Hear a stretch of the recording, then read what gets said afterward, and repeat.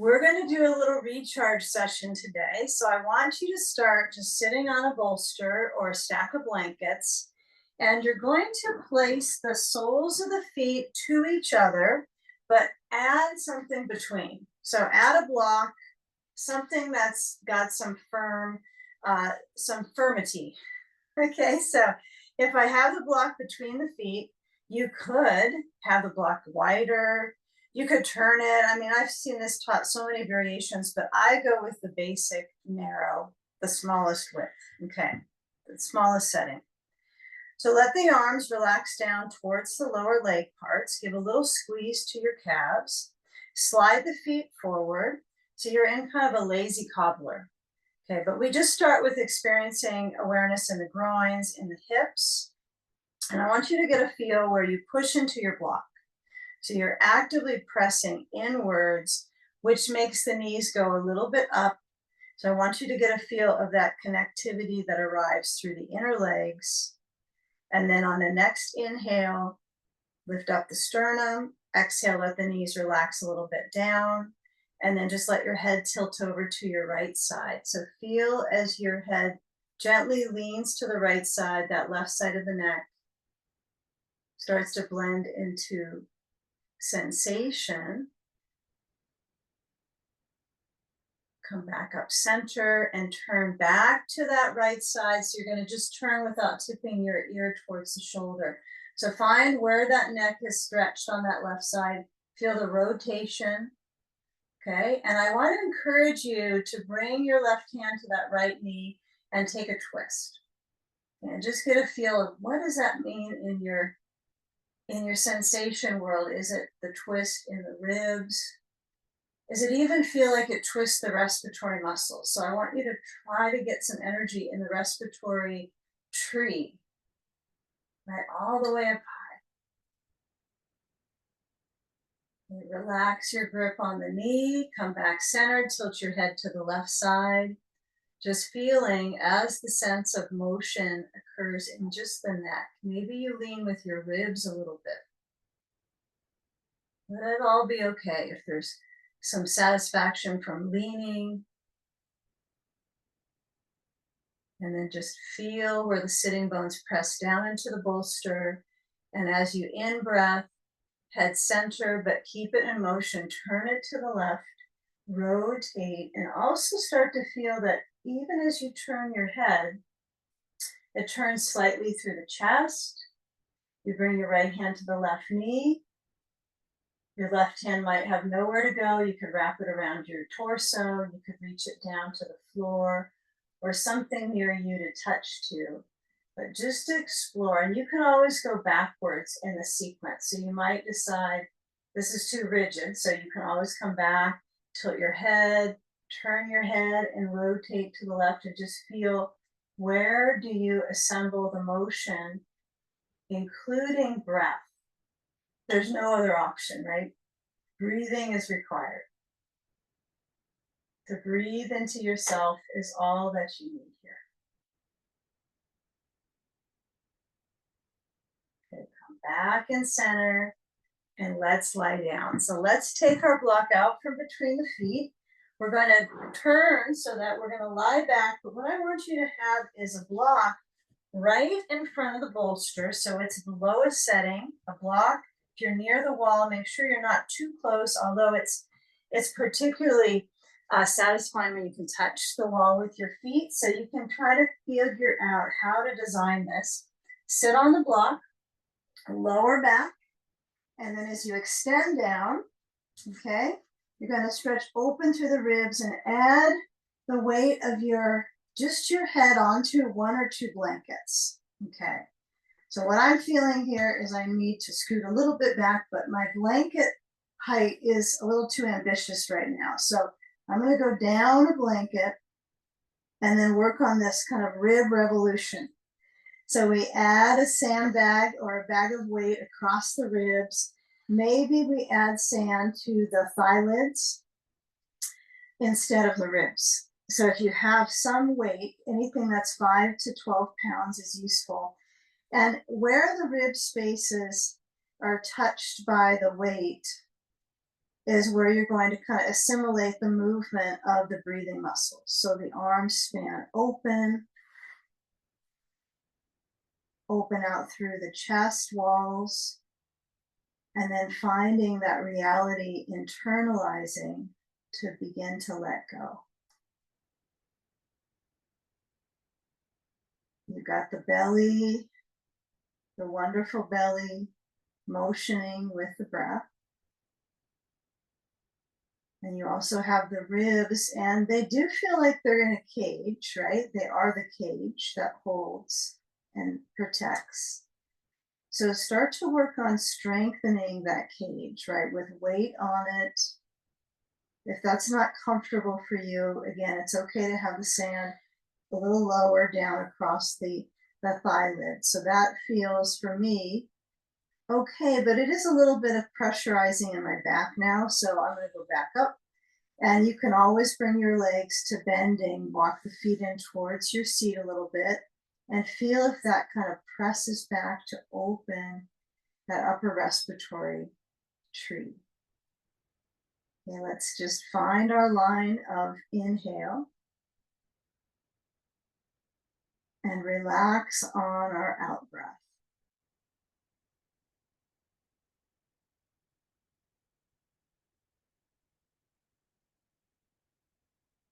And just feel the rib body.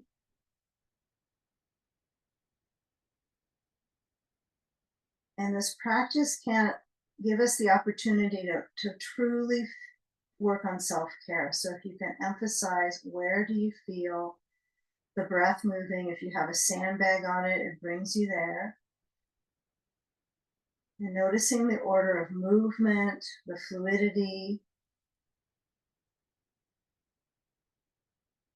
And there's kind of this mysterious tranquility, right, when you focus on breath, that comes into awareness and calm.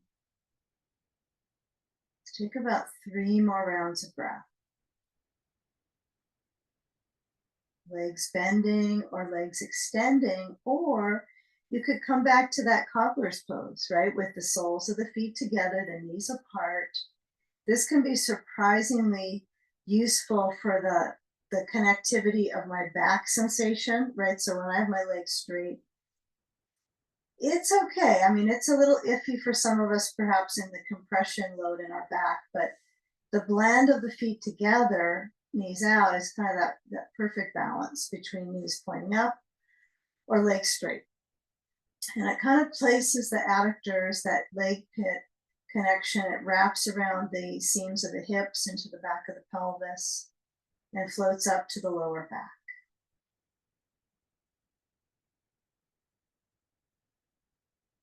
You know, however the spacing of the legs is at this moment, feel as the knees start to point up. You're going to walk the feet in towards your seat. Deep breath in. Full exhale, let it go. At this point, if you have 2 blankets under your head, I want you to go down to 1, okay? And then slide the sand aside, and we're going to make our way into that beneficial inversion. So leave the block where it is unless you can't stand having it there, which is okay. You can always move it. But grasp onto the bolster. If they have little handles on them, you might want to just use those to push the bolster down ever so inchful, just an inch at a time. Okay. And then take a test here, a tailbone test. Does my tailbone touch down at the base, center base? Then I bring my feet up one at a time. My legs start to lift. And I then come into just the knees hinging. So start with the basics. If the bolster feels like it's still too far up the back, you can always move it a little bit at a time down. Okay, I would go very little because it's harder to push it back up. Okay, so you do want to feel like you're at the edge of it. Okay, alternate knee to chest. See if you can use your hands to support the movement quality of that beginning to kind of rinse into the low back. So I'm just motioning the knee in towards my chest one at a time. It could be the leg that extends down, stretches on the floor, or it just hovers. My focus is pulling a knee in at a time to start to work into that lower back. So just a little bit of tug on the back of the thigh, tug on the back of the thigh, thigh tugging. Okay. Now, knees pointing upwards, right? And take a ball or a block. If you've got a block, place it so it's the most narrow, right? Just like we did in the beginning, but this time between the knees. And then as we stretch open the arms to the shape of a T, letter T, we'll let the knees go side to side. No stop in the middle if possible. Of course, there's no pose police, so if you want to stop in the middle, you go for it. But get a feel of the swinging motion of the hip. So you're going hip to hip, and as the arms stay open, they can go lower if this is a little bit touchy on the shoulders. And if it's fine on the shoulders, you might even stretch them a little bit back. Okay. I suppose the blanket could be limiting to how far back you move your arms, but you can push it a little. Okay. In fact, you could also turn your blanket so it's lengthwise under your head, the other direction. Some prefer that, so there's no kind of barriers to movement. Okay, but take this into a bit of a trance of motion here. So I feel as my knees go to one side, I just notice the breath, notion the breath. And then as I in-breath, I come back center, ribs expand, belly soft. And then out-breath, knees to the next side. Okay, so naturally the belly draws towards the back body, right? Not lifting. So it gives you the ability to find the compression in the twist in the torso. So compression is part of working with the lymphatic, right? We're doing, what do we do? Inversions, twists. Conscious breathing is the best lymphatic pump we have. So when you go crossing over, next time or two, let's just hold it on one side with a block under. So I'll show you on the left side so you can see it easily. So I got my block at the second setting. I'm going to stretch my knees over to the left side. You could put a sandbag on the outer right hip. I'm just going to keep it where it's at and try to let my right shoulder actually feel ground. There's particles of it that are touching, but there's always further to go with the chest and the upper breathing muscles as they open out. Breathe, let your head maybe roll to the right.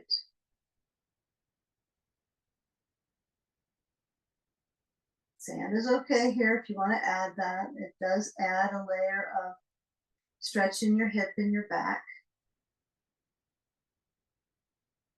We'll get to that in the end for sure.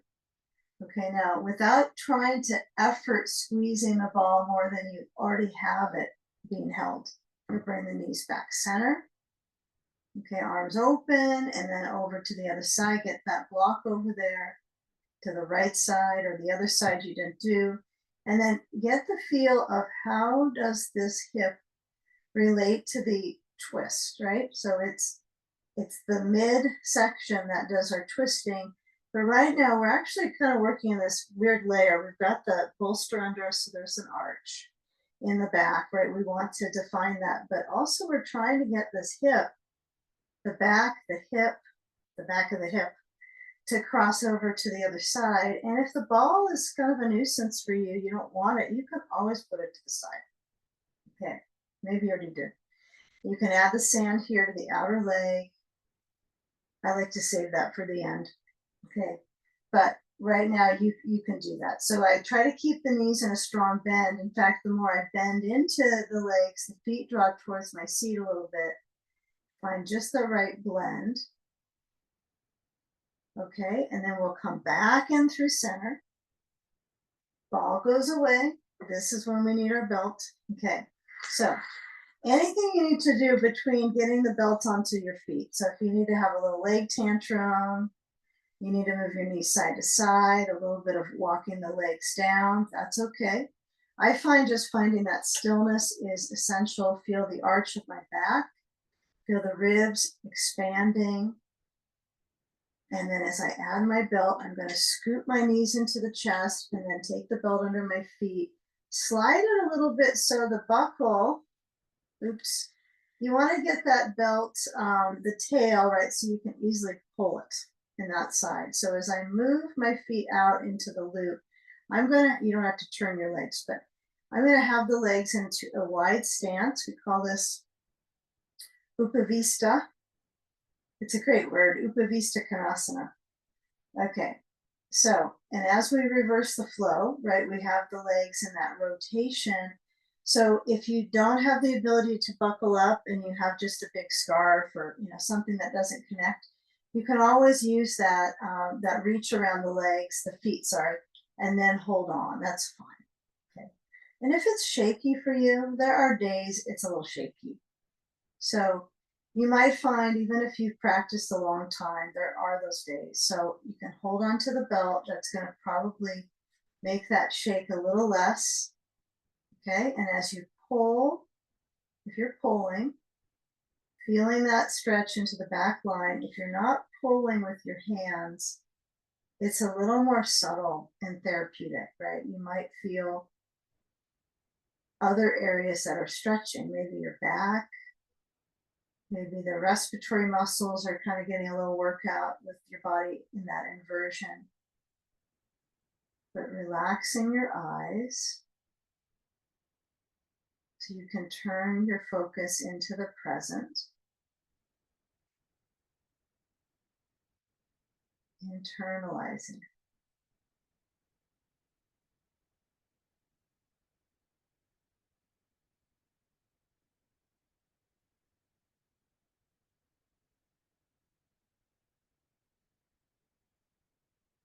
Now feeling the belly swell, softening, and then feeling it relax back towards the spine. And it may not be a give and feel belly to spine, but you're dropping back, right? So the diaphragm has to work a little extra because you're upside down, right? So as it speeds down the runway towards the belly, it has to kind of climb uphill, but it's usually going downhill during the day, right? So it gives you a little bit of abdominal strength work, strengthening, toning through the organs. And then as you exhale, it's a lot easier for the diaphragm to draw back. So that's why the heart relaxes. It's good for the heart. It reverses the effects of gravity on the heart. So the blood returns with ease from the feet. All that stagnation, right, replenishes back towards the happy heart. Maybe it's not a happy heart, but at least it's feeling a little more contentment, right, with being upside down. And give it time. Okay, now bending through the legs. Let's reach up if you haven't already. Slide the feet and let's come into brain float. Okay, so you might have to loosen up your belt. It might be too short. Okay, so I think a good guesstimate on this is not with both feet in the belt and move your belt to your head. It's 1 foot in the belt. So take the right foot to be the one that's holding, and then reach the belt towards the crown of your head. And if it touches, then that's a good length. Some people might argue and say, I think it should be shorter. And that's okay. If you like that extra stretch in the neck, that's up to you. But if you've got something connected, a belt, you're going to possibly place it to the occiput. So I find the shelf at the back of my skull. I kind of dig my fingers in there, and I usually have my belt. I don't always have the belt, actually, a little bit above that. Yeah, that's a better kind of slope for me to hold. If I put it around the shelf, it's right above my ears, and it just feels kind of funny, although maybe I should have a belt there. My ears don't get much attention with yoga stretches, so perhaps we should have the belt there. I don't know. Okay, so take a sandbag if you're sand free, no worries. Okay, what is interesting with or without is the left leg releasing down. Okay, and I happen to be enjoying the block that's there because it's supporting my kind of the reach of this left lever. And then as my head leans back, door number 1 would be belt to the back of your head, not your neck. Okay. Door number 2, this is not your version. You can have your hands hold the belt and reach back overhead. So I would have my belt hooked at the web space between the index and the thumb. And then as I position that, palms in that prayer position, I reach back. And I'm also trying to get the leg connection from the attachment of the hamstring upside down, right? I'm reversing that flow. The hamstring details are interesting because many of our poses or our stretches during the days, we step into our foot and then we try to stretch the back of the leg from that direction, standing. But on our back, it's a nice way to complement the back muscles, give them a compliment. And then the back line of the right leg. You could do a little of both. You don't have to have your belt behind your head the whole time. You could stretch out the shoulders.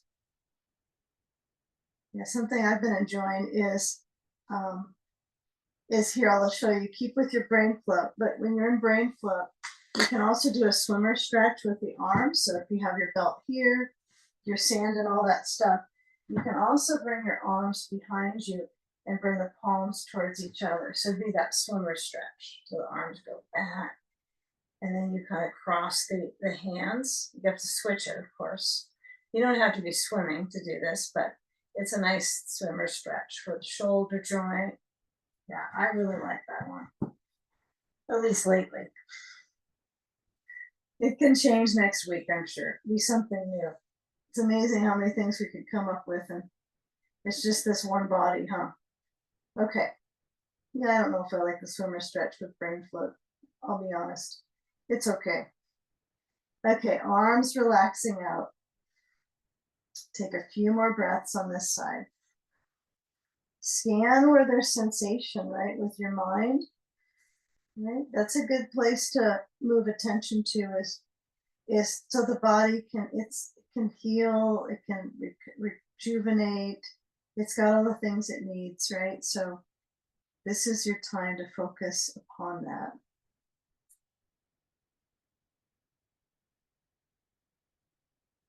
Even if you have some challenges somewhere else besides hamstring or quad or neck or back, maybe it's belly, you could focus on the belly motion.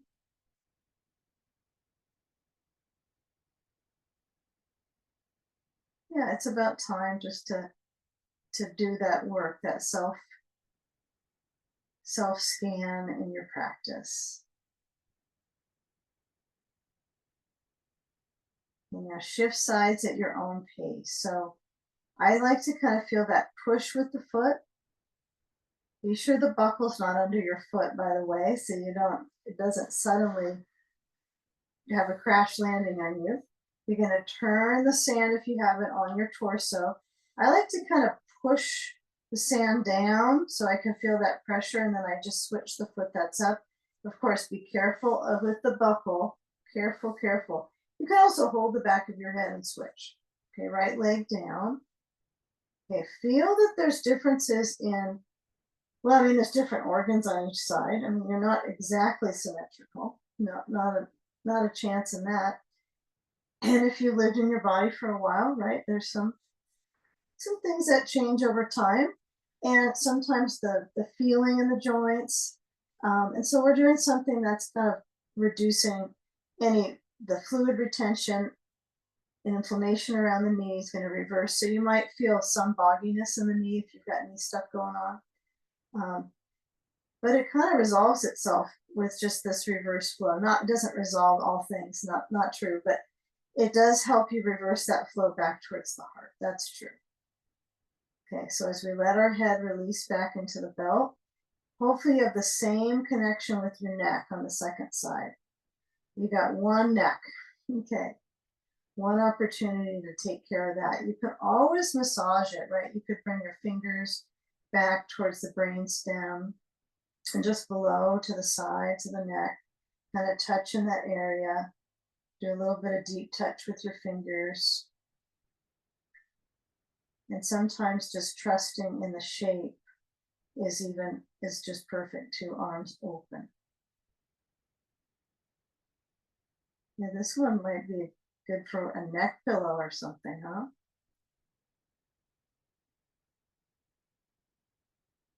So as you extend the right leg down, what's up with the foot? Is it turning out? If it's truly, you can feel the rotation, just scoot the right foot a little out to the right side. Feel from your heel, the flex of the foot so the toes are upwards, what you think is upwards.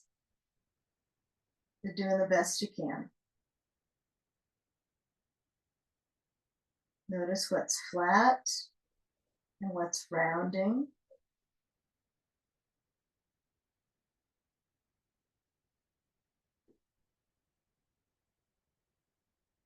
Breathing.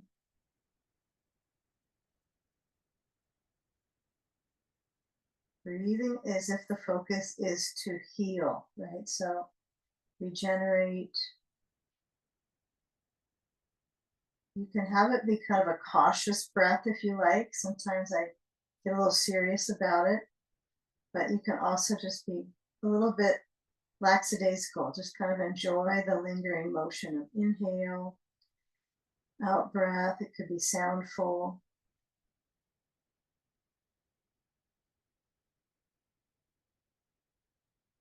Okay, with all the upside downness, let's start to trickle it back down towards the core, the side body. So we'll just move the sand away, okay? And just feel where the belt support is. So let's see, we're gonna be using our sand on the right hip. So move it over to the left side of your bolster. So we'll be shifting onto our left hip to get our right hip open. So we're gonna hold on.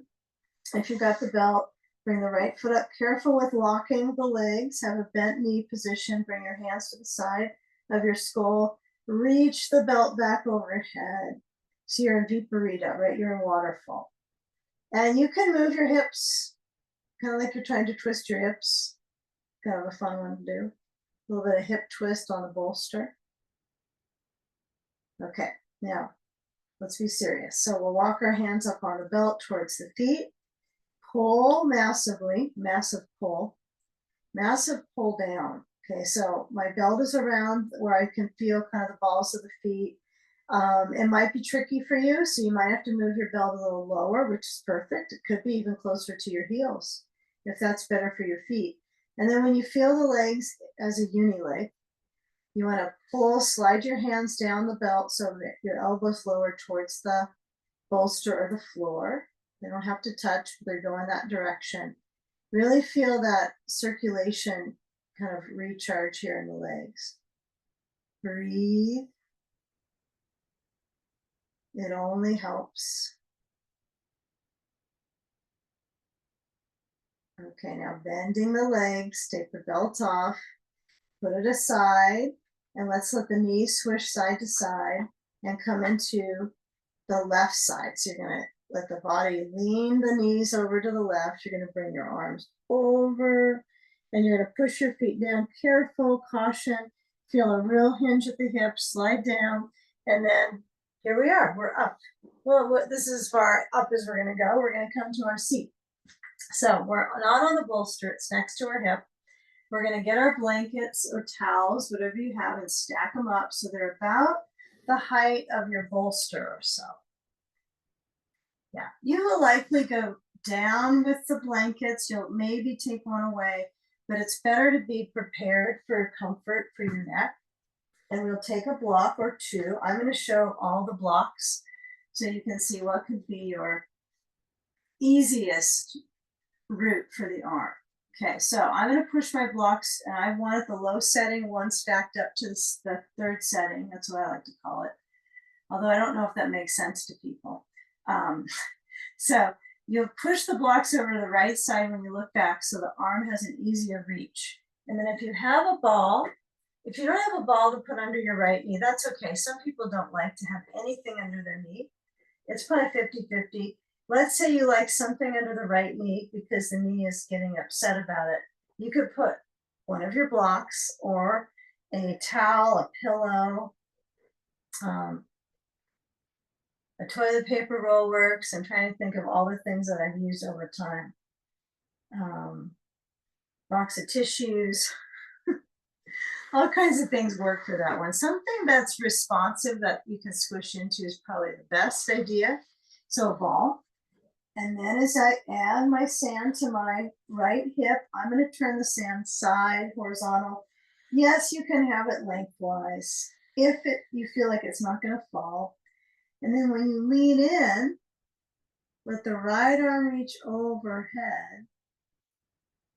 Okay, your head relaxes into the blanket. So there's a gap between the bolster and the blankets. That's huge. And there's a gap in the breath, right? So the left side is closing in, it's relaxing in, and the right side is ambitious, trying to reach. Okay, so feel what's a realistic range for you. I mean, realistic is going to be you're not gasping to try to get the arm farther or further. Okay, so you choose, but as you're motioning with your breath, the only thing in motion is the breath. That's it. In most of these poses, right? We get into the shape, we follow the pathway, we get into these shapes that are therapeutic. Okay, they have some healing potential, and then we breathe. So each one is a meditation into your body, where you're feeling it. I mean, you could have liver thoughts, right? You have the right side with the sand. You might be interested in that, and maybe you've got no interest in that. You can just be human being.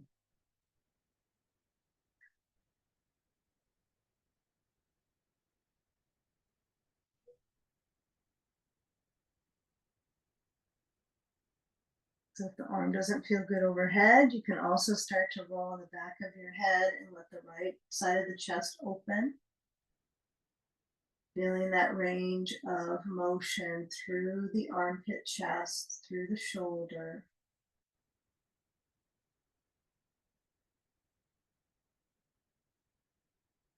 Yeah, I think what's really interesting is the particular sensation that's not quite shoulder, it's the chest, the pec.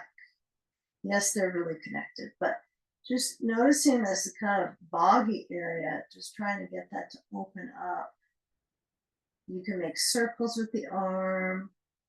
You can let the arm rest on your bolster, no requirement to keep it open. But just all that circulation moving into these armpits, the lymphy zones here, movement. Motion is lotion.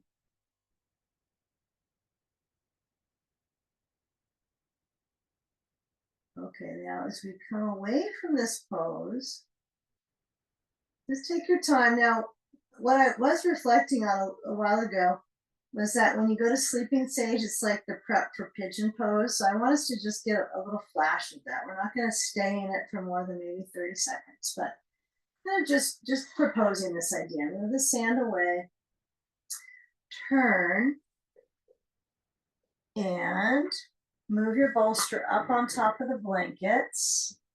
Take the ball away. Bring your left thigh really close to the bolster. So there's a little space here between your hip and the bolster. So your knee kind of goes, it's kind of jagged, right? And then when I turn, my belly comes down, or actually not actually my belly, it's my ribs and up that goes down to the bolster. Some of you might be able to get your belly on the bolster. I have not attained that, even though that's one of the instructions, is to try to get the belly to stretch.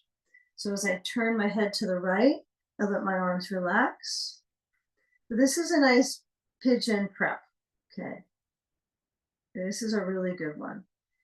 Now, if you aren't going to do pigeon when we get to it, that's okay. But this at least gives us a little fused awareness into the hip and the pressure into the hip on the side of the leg.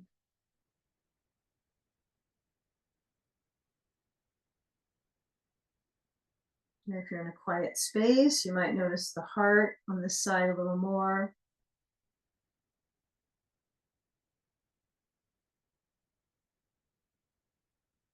Busy aorta there, busy pumping around.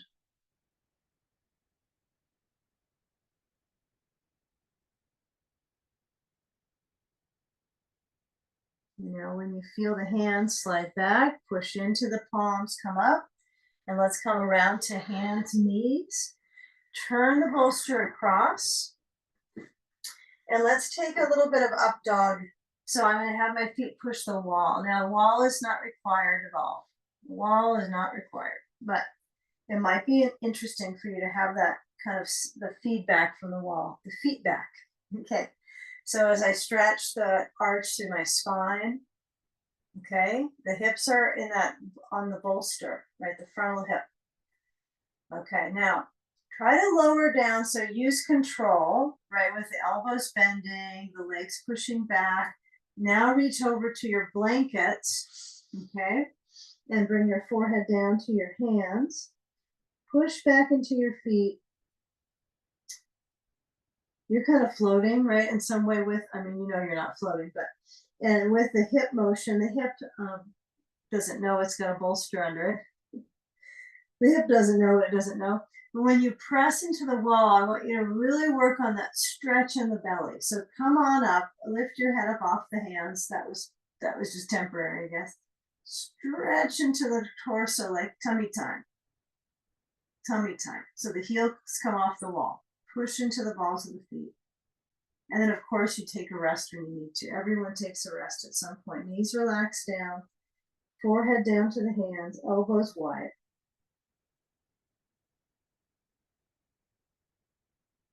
Okay, now let's work with the core a little more. Let the hands slide back in the gap between the bolster and the blanket. Stretch up. That means heart towards the ceiling. Now as you come back to table, let's motion into cat curl. So chin to chest, round the back. Inhale, arch the spine, chest forward. Exhale, round the back. It could be a good ha sound.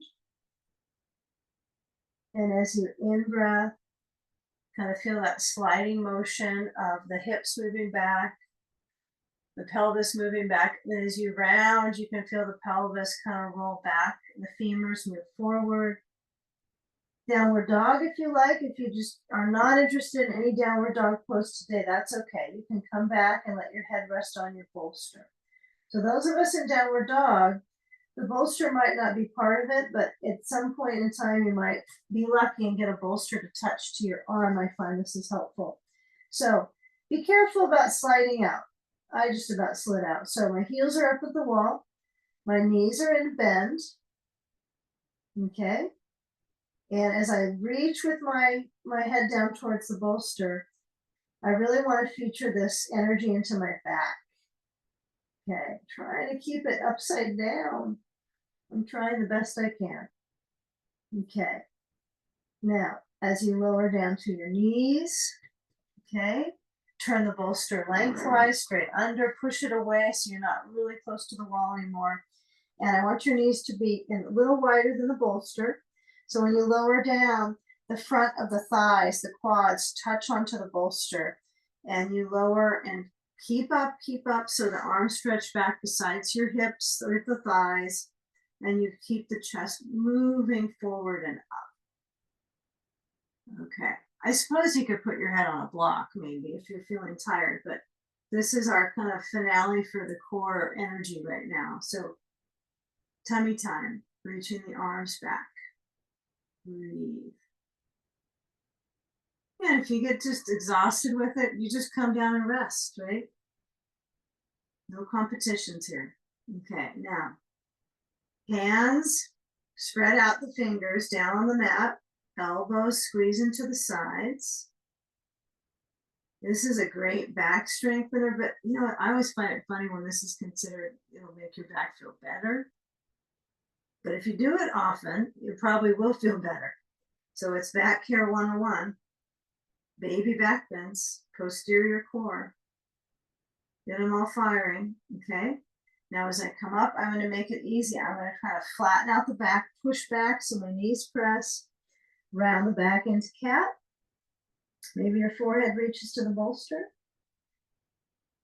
Find that easy arch. And then just turn your bolster.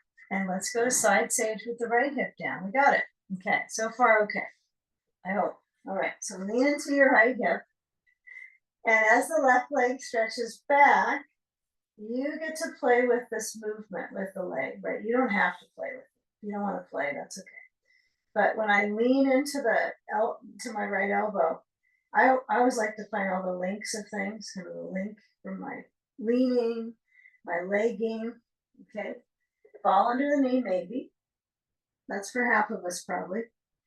And then as I go down to rest my ribs on the bolster, right? Now, I forgot to mention if you have a round bolster, those are especially good for side bends, side stretches, these ones. And if you feel like with time, like maybe next class, you want to add some more lift to your side bend, you can always put a blanket or a rolled up towel on top of the bolster when you come into this. And it might be really nice for your back care, because what's the other thing we do for back easing is side bends. Okay. So as the left arm stretches overhead, but the weight of your head relax into the blanket. I'm still with 2 blankets on this one. Usually I go down to probably 1, but for whatever reason, it feels better for me to my neck right now. So be in the moment what you need. And it might even be to take a break, get some water. There's always things that you can do besides the pose. It's okay. But finding a way that you can arrive and be present and elongate through the side.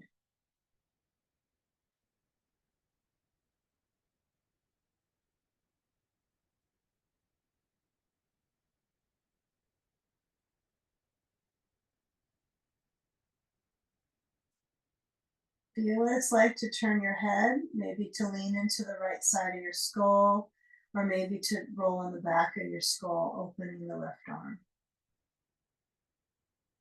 So you could have sand higher up, but that's okay. If you decide you're going to move your sand up the track of the ribs, that's fine. Perfect option. Even if it's different on the second side, you decide to just explore. This is your time to do that. And also keeping it on the same zone is okay. And feeling how that is in your hips. So just caution, if you're feeling achy in the kind of the lowest part of your back, SI area, and it's wrapping into your hip, just be careful how far you push the right thigh back. So it's okay if you have the knees together. Like let's say you just have the knees in fetal position. I wish I didn't say just, because it makes you maybe think it's not as good of a pose, but it's okay. Knees together. This is good. I'm liking this. So change it up if you need to, or try something different. Taking a few moments here. Breathe. Your head can roll back to the right or back all the way on the back of your skull, either way.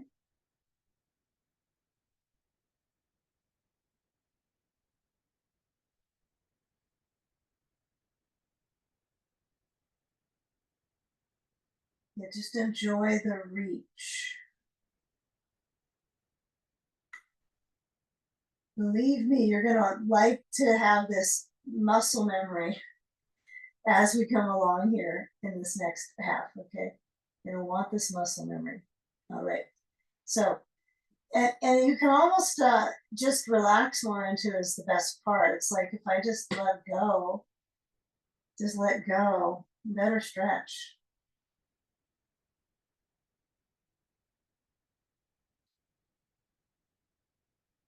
Okay, now with the armpit chest, yay, armpit chest stretch. Okay, now let's take that kind of pretend pigeon variation, which is sleeping sage. Someone mentioned to me that, is this pigeon pose? And I thought, I guess it kind of is. I didn't think of it. It was the entry into pigeon. So I'm just playing with that thought in the last few days. So as I turn through the sand, turn the bolster, keep it simple, really simple. Scoot up to the bolster and then lean in. So there certainly is a gap between your hip, the right hip, and the bolster. I think if you side it up to it, I mean, you just won't get a twist, I don't think. I mean, you might prove me wrong with it. I'm open to that suggestion, but I just have my right knee on the other side of the bolster. It's off to the side. okay?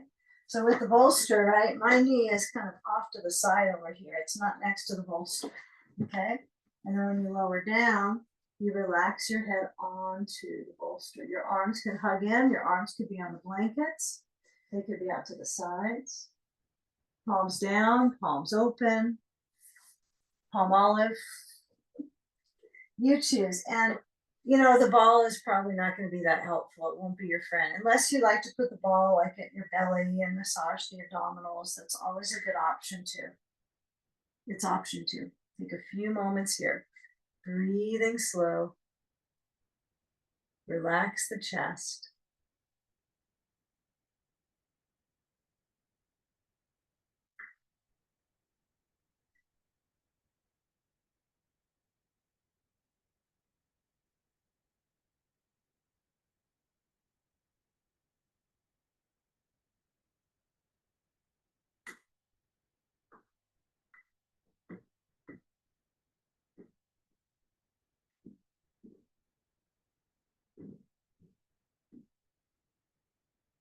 You kind of feel all the cool curves that you have from your hip to your back muscles.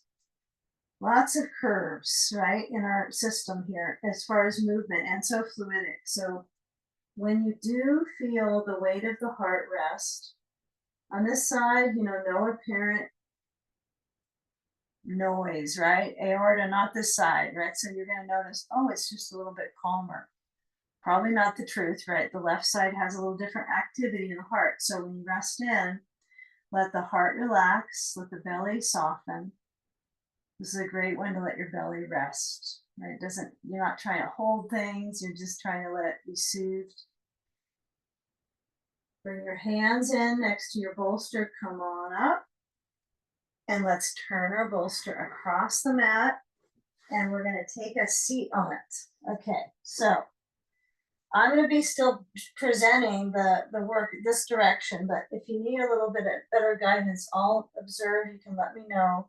I'll try to be super clear. Okay, so I'm sitting on the bolster.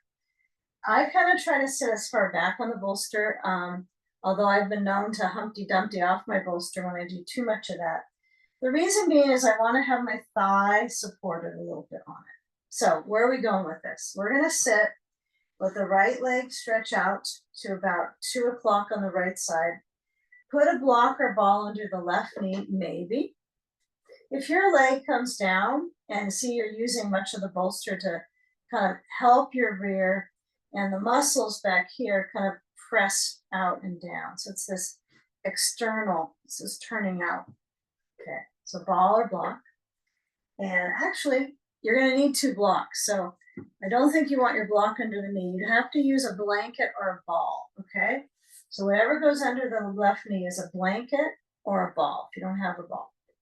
Okay, you got to use a blanket. So right leg is straight out to about 2 o'clock. And then the left foot is towards the right inner thigh. Yes, I'm going to encourage you to use a sandbag. So place it on the left thigh. Have it high up, right? So you got a hip hugger here.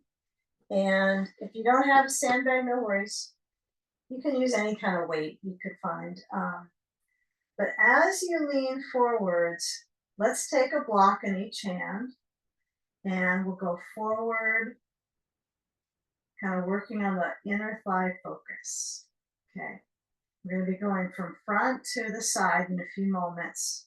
So just be purely focused on that low back openness, and it still could be arched, right? It's no problem if it's feeling that little bit of arch. Like you can feel your sitting bones.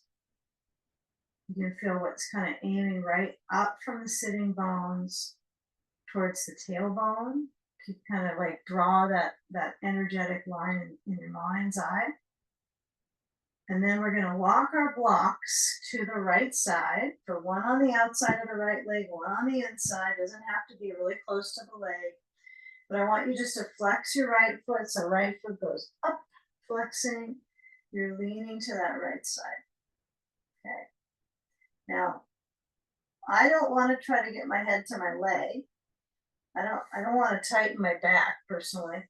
So I've come from this position, right? So I'm just turning it a little bit to the side. I think it's challenging to isolate your ribs to turn.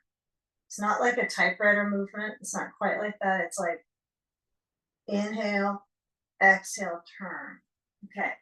Take the block that's with your right hand. Okay, the block assigned to your right hand. You're gonna take that, maybe keep it at the same height, but you're gonna lean into that block with your right arm. So it could be hand, it could be forearm, and then stretch the left arm out and up and towards the side of your face. Doesn't have to get that close, but yeah, give yourself some, be a little intuitive here. What would be the best approach for your shoulder? Maybe it's that left arm goes behind you and rests on the sacrum, and maybe the arm just kind of moves around a little bit to coax the back muscles. You're basically trying to hydrate these tissues, right? That's part of the practice of moving into one position, into the next, is getting the flow into the tissues. The tissues with issues. Welcome to our body. But just let it be flowing with the breath. I would say the final few moments, just let the left arm rest behind your back. See if the ribs will go left. Maybe they will move a little bit. So there's a counter spin in the ribs. And then just carefully thinking from the crown of your head to the sky. Lift, lift, lift. Bring the right hand carefully to the left leg. Slow. Left hand back maybe on a blanket. If your blanket is too low, if it's under the left knee, you can always fold it up under your left hand. But feeling that reach into the right foot. Push, push. Lift up through that right side of the ribs. I think that's the really weird part. Like, how do I get this right side?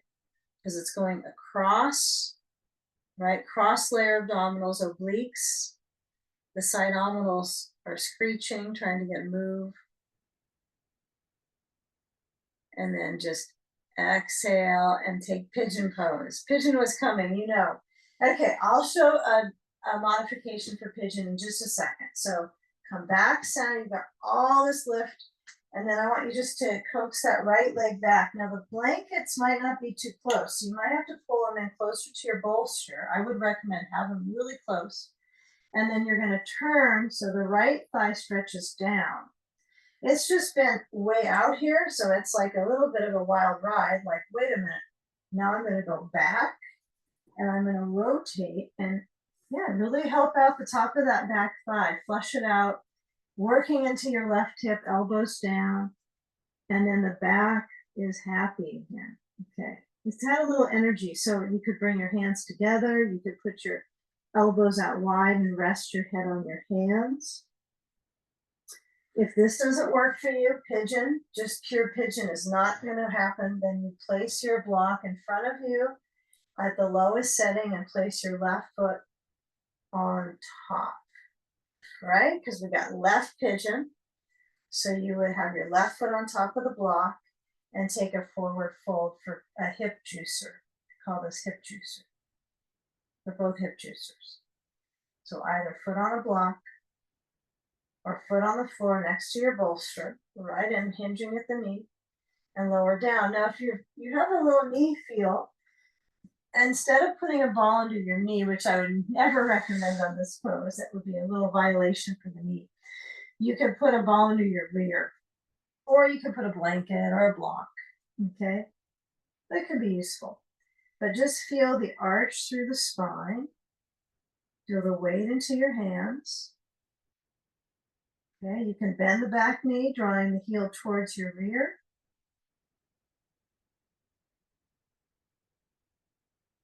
Don't do that if it's too much, right? If it's like a little bit of a pressure point in the knee on the side, any part of the knee, just don't do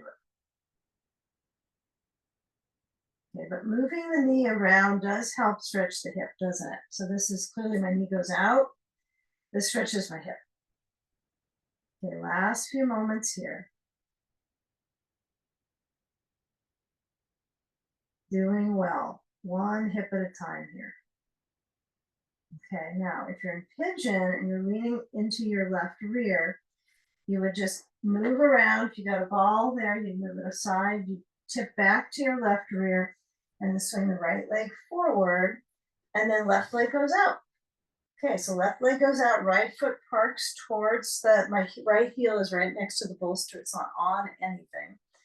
And then I add my ball under my right knee. I add my sand to the top of the right thigh, upper, upper. I get my block slowly and reach forward with the blocks under my hands. Keep it simple. So if my hands are on my blocks, yeah, this side of my leg feels like it's closer in. Just doesn't feel quite as ambitious in the leg muscles. So I might try to push a little bit out to the left side, see what's going on with that. It could be a hip relationship. And then as I go forward, I have my blocks really high. Some of you might have no blocks. Some might just have the hands on the floor. Some might have the blocks at the second or the lowest setting. I just like to have the arch in my back, detail continuing, strengthening through my back. Okay, now the left foot doesn't have to stay in this fully flexed zone the whole time. You could rest into it. In fact, let's say your knee is it's a little tender here with the stretch. That for some of us this is hyperextension, right? What would you do? You could put the ball under it, right? And then you could put a blanket under your right knee. So there's lots of options. So you don't have to suffer. Okay. All right. So as I go to the left, I put my block outside the left leg. I put my block inside. And my travel time is kind of undetermined, right? I kind of go slow, lean, lift the chest, breathe, and then reach downwards. So you can kind of feel where the motion is in your back and your right hip. My hope is you're beginning to feel that subtle awareness in the right hip before we do pigeon on it. So with my sand on my right inner leg, upper inner, it's pressing and starting to open it up. Okay, so hopefully that kind of you marinate the hip a bit. Okay, hip is steeping. Okay, now as I turn to the right, I'm going to keep my block under my left hand. I'm going to just go ahead and lean my forearm on it. I'm going to keep it high because for me, if I go low, it it feels like it compresses the part of my discs or something. I don't know. Just doesn't feel like the best idea to wedge in that space. So I like to keep it like open and reach. But for you, it might be better to go lower. You might decide, I'm going to bring my block down and just really feel into that side. Yeah. For me, the right side has a little more sensation in my low back, but the QL feels a little gripped up. So yeah, use your levers to stretch it apart. Your right knee open, your right arm reaching. Give yourself all the freedom that you can with moving your arm. Right, you have that freedom right now. So move the arm. You could bring it behind you to rest on your back. Move your shoulder back. Just let that breath continue to resonate in the ribs. Again, that's sometimes all you got. That's all your control is some breathing work. And now, if the right arm is up, consider moving the right hand like your knuckles just gently to your sacrum. So think of that, feel that curve in the spine all the way to the base of the spine. And then in breath, lift up, try to keep your ribs high, and then right hand or left hand to right knee, and take that twist. Keeping the ribs high, and they're also in rotation. It's a little complicated. So in breath, sternum up, out breath, rotation. You can do it. I mean, the heart might pick up on this. You might notice, okay, this is strenuous. Maybe it's not, but feel as you come out of this, how would you get into pigeon? Okay, so you got your blankets behind you. If you've only got one, that's okay. Plenty of people prefer one blanket. Most people probably like one. It's just a deeper stretch, but I like comfort. So I'm going to take my sand off. Okay, and I'm going to move back to pigeon. Now, if you're going to do the modification, what do? Right? You would have your block in front of you. Modifiers get the first pose this side. Right foot on, ball under left knee. But I probably wouldn't have the sand on my thigh anymore.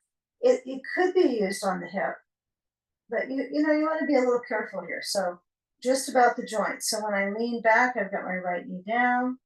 I'm going to try to let the left leg stretch back. Break dancing 101, right? You can swing the leg, and as you reach back to the thigh, then the torso extends, the hands lower down, the right knee moves back to the bolster. Downwards, we lower our ribs. Block can be under your forehead. Some people like to kind of hold on to a block and bring the block to the hairline.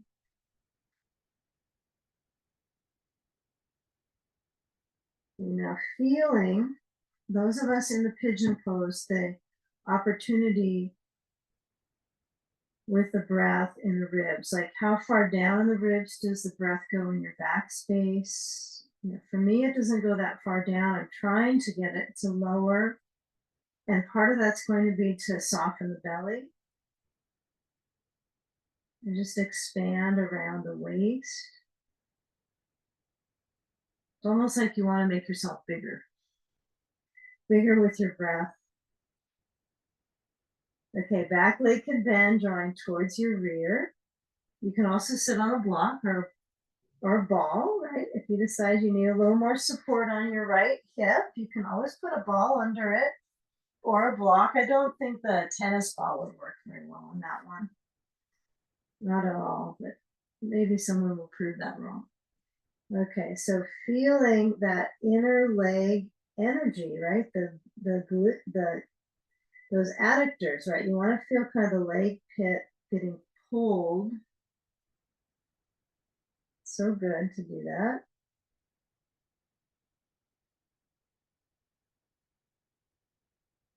Yeah, it's a sincerely kind of boggy area.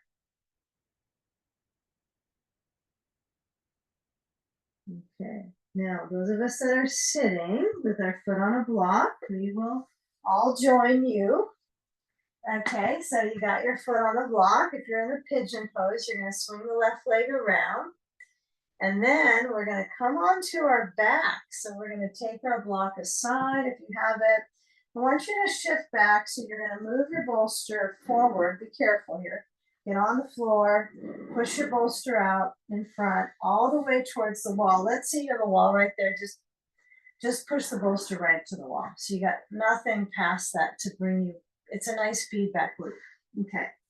So as we come onto our back, we go down to one blanket. We place our feet on top. You can put a block or a ball in between the knees. I'm going to try the block today just for some variety. Okay, because I know they're both fine. Probably I like the ball better, but I'm going to try the block. So I'm going to go into alternating drawbridge. So hips are up and then hips go down. And then, truly what is going up and down, right? It's the movement across the back, breathing space, the ribs. Your arms go up and down with the movement. So my arms go up when I lift my hips. I try to find that end range. I'm using a blanket, but you don't have to under your head. You get to decide. And lower down the spine. It's perfectly okay to have a lower height blanket, maybe a couple inches high, maybe no blanket, or having the height that I have, which is several inches. So lifting the hips up. Okay, now you're squeezing the block or the ball, right? When you lift up. Now, and you do squeeze it a little bit the whole time. There's always an energy of inner leg, thigh, leg pit, a little pulse there. It's a pretty sleepy area during our daily habits, right? So give it a little bit of flow, energetically recharge the lymphatic system here. Another one of those. We're going into a little bit of inversion. And then you know what's coming up after this. If it's lymph work, it's going to be a twist. So next time or two, if you've got a ball, I want you to do a little bit of circulation So massage, pressure, and movement's also going to be good for the lymph, right? So when I bring my knees in, I'm going to take my block, put it away, away, and then bring the ball under the left rear, and you're going to roll the left glute. If you've got a tennis ball, you could use that instead too. Okay, for this one, a tennis ball would be fine. If it's a tennis ball, you might put it, if you only have one, you could put it next to the border of the glute, next to the glute medius, right on the border. You can feel the rotator kind of activate. If you've got a softball, it interacts with mobilizing the fluids a little better because you're not panicking. It doesn't hurt, right? It's just soft, flowing on the skin, pressing. Okay. I'm making it sound better than it feels. Yeah. Okay, now to the other side, to the other glutes. Glute 2, rear 2. Going across, wag your tail a bit. You really want to move your hips side to side. I bet one side you move your hip better than the other. It's probably true. So this would be a good little exercise when you're not sure what to practice, but you could do some just the glute kind of massage work, right? Turnover in the tissues, just finding one glute and the next and go, okay, let's work in tandem here. Last few rolls here. At some point, let the body go to windshield wiper, but if you're using the ball, you might want to complete it by having the ball at the sacrum. The tailbone zone is a good one, just tailbone-ish, and then rest completely on that ball. Feel that mild hinge of the hips. Okay, those of us without the ball, or we're not using it right now, you could windshield wiper, your knees could go side to side. Those of us with the ball, we're just going to go side to side. Those of us without, tail down and knees side to side. Okay, so you have an option. If you have the ball and you want to do windshield wiper, you clearly can. Okay, so feel how the hips sway, feel how the movement on the ribs, kind of the big bucket of the ribs cage, right? The back bucket, you can feel that round. You want to feel like you're drawing across that to stretch it. Okay. Now let's take our bolster and kick it to the right side of our mat. And we'll cross the left leg with the right leg bending. The bottom leg has to be bending. So the the left hip can cross over. Ball, if you like, you can place it to the rear, right tailbone. So it's an anchor. And then sand goes up carefully when you're on your back, it can feel especially heavy, and then add it to your outer left hip. Open out through the left arm, and then your right hand can rest on your breathing muscles. It can rest closer down towards the belly. Kind of reassure yourself at the final spinal, just feeling sensations the movement of the breath creates.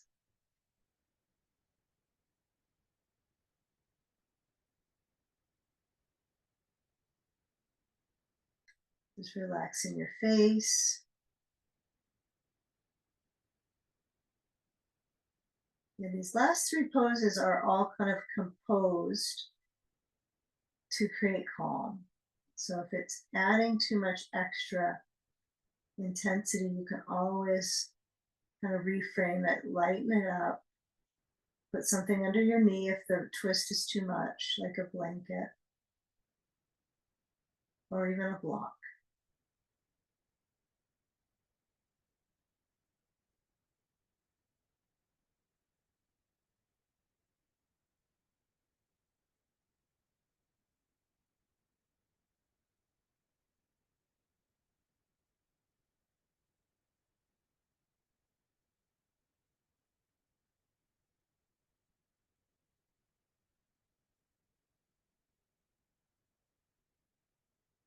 Let your head center, move the ball. Then the sand, maybe you put it up high on the ribs, not all the way to the collarbone, but kind of higher, thick ribs. Then come back center, position the knees, bring the back of the pelvis to center so it's not twisted. And then take your bolster. You might have to handle it, right, to move it to the left side. It's worth it. It's worth it to have that ease in your back. And then bolster left. Scoot yourself, make sure the left leg is bending. as you swing the right leg to the bolster. Really key as you move sand, maybe the ball first for you. Okay, maybe that's a nice kind of um, landing for the back of the pelvis into the ball. Yeah, I always like to feel when I'm doing a twist, the energy of the past, right? Because you're moving away into it's twists are so interesting as far as what they're doing, internalizing, but so much work is occurring right in the viscera, right? So you can feel that visceral massage if you breathe well in the core. The arms could be anywhere comfortable. Maybe you have both of your hands resting on your right side near your liver. Who knows? Maybe you're just touching into there, sending support, or maybe the arm is wide out on the right side. But receive your breath and relax on your out breath.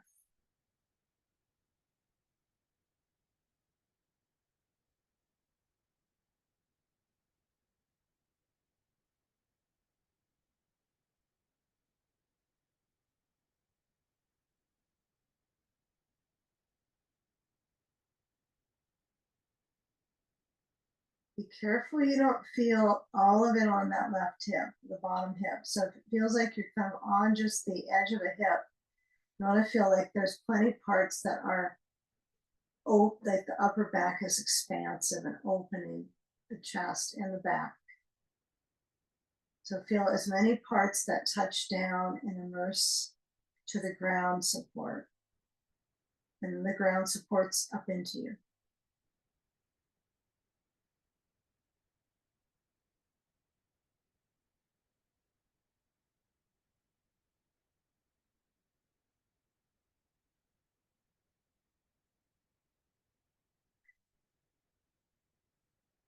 You know, moving out of this in the next few moments, maybe you get a feel for where it moves out of the back. So I want you to be in that positional awareness when you go upside down. So you can feel the arch of the back.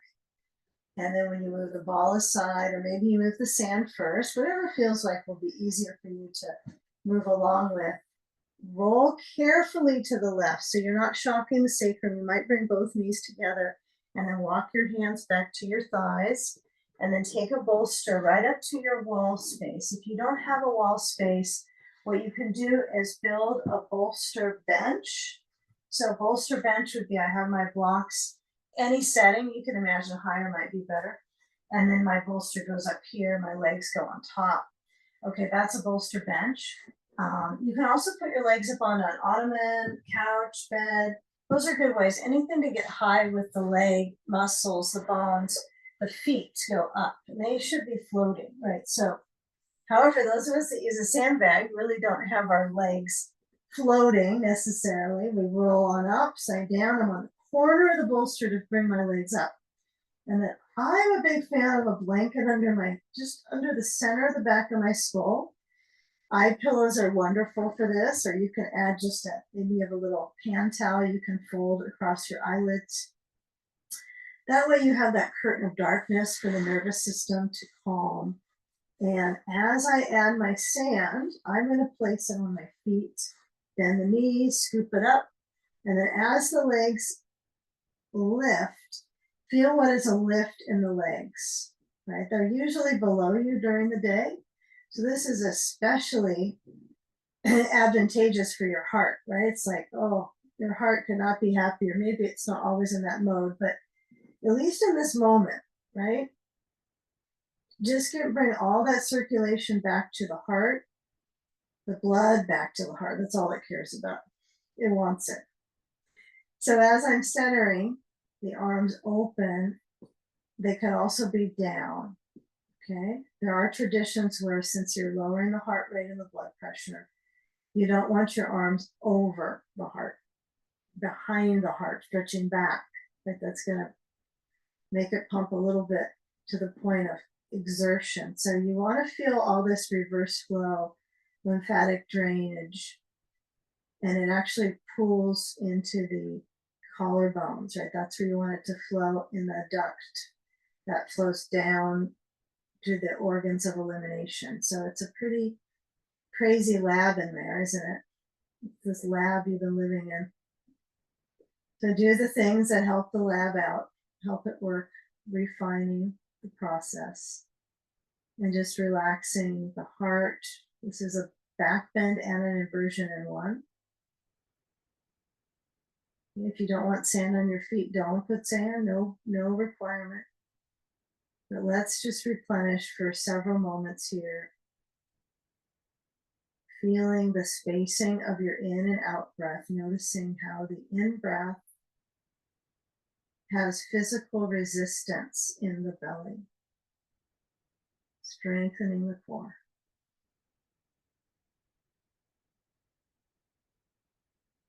You can let your head nod, you can let it be centered.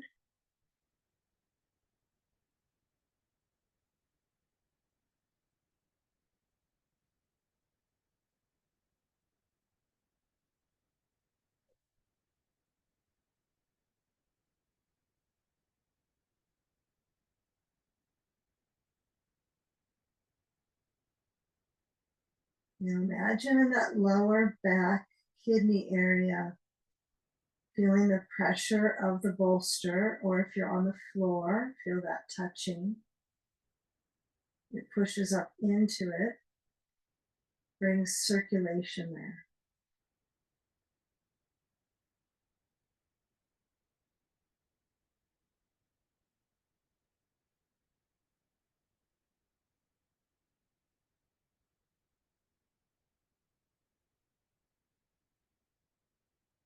Now, when you let your arms roll out, so even if my arms are down low, I can still get the collarbones to roll back.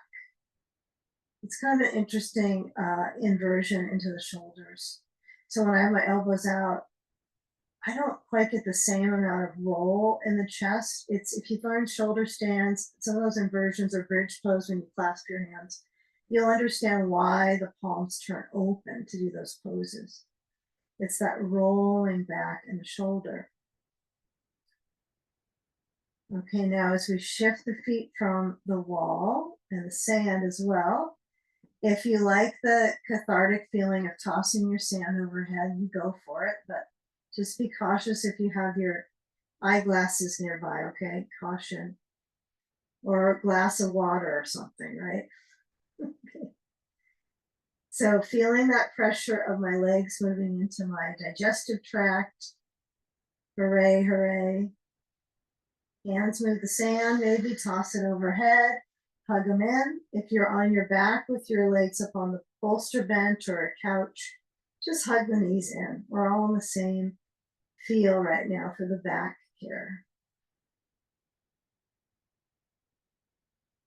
And just feeling that the deepening hug is not going to be coming from your arms, right? It's going to be coming from the knees motioning, the back stretching, the motion to the heart. So maybe take away the arm impression and just feel, do you have that ability to go kind of back, like you're doing a back somersault, same thing.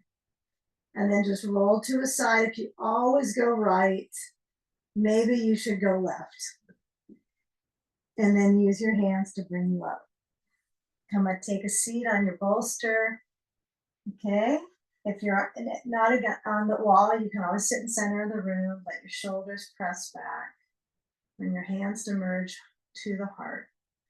So consider that right side of the heart, the left side, the right side with the hand and the left, right? Even with that division in the body, see if you can find some unity, especially in the community here, this virtual awareness, right? With the practice with us together, it's really happening.